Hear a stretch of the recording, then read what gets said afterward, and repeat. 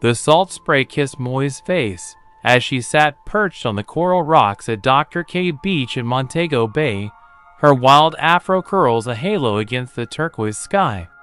She wasn't interested in the tourists sunbathing and sipping rum punches. Moi was daydreaming in a world of swirling currents and microscopic wonders. Since she was a little girl, Moi had been fascinated by the ocean. While other children played hopscotch, she collected seashells, marveling at their intricate patterns.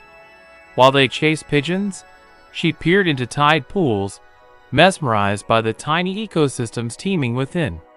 Her grandmother, Miss High Rose, a woman wise in the ways of the island, fueled her curiosity. "The sea holds all the answers, Moi," Miss High Rose would say, her voice thick with the patois of the island. "You just have to listen." Moi listened, all right. She devoured every science book she could get her hands on, especially those about marine biology. Her room, a kaleidoscope of vibrant colors and hand-drawn diagrams, overflowed with samples of seaweed, peculiar stones, and sketches of the coral reefs. She rigged up a makeshift lab in the back of her yard, powered by a solar panel that Miss High Rose helped her install. Today, Moi was puzzling over a phenomenon she'd observed on the reef. The coral seemed to be bleaching at an alarming rate. She collected samples, carefully logging data in her waterproof notebook. The tourists might see paradise, but Moi saw a delicate ecosystem on the brink. When she saw her samples under her microscope, she was taken aback. The bleaching was happening much faster than scientists had previously thought. Moi knew she had to do something.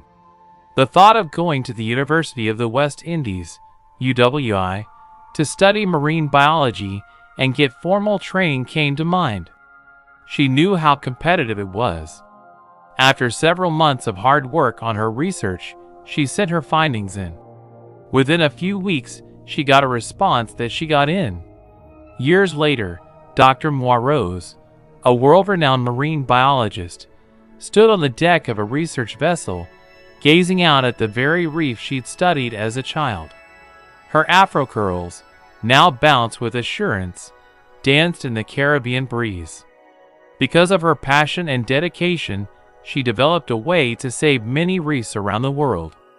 She knew Miss High Rose was watching her with pride. The sea had given up its secrets, and Moi, the little girl with the wild afro curls, had listened.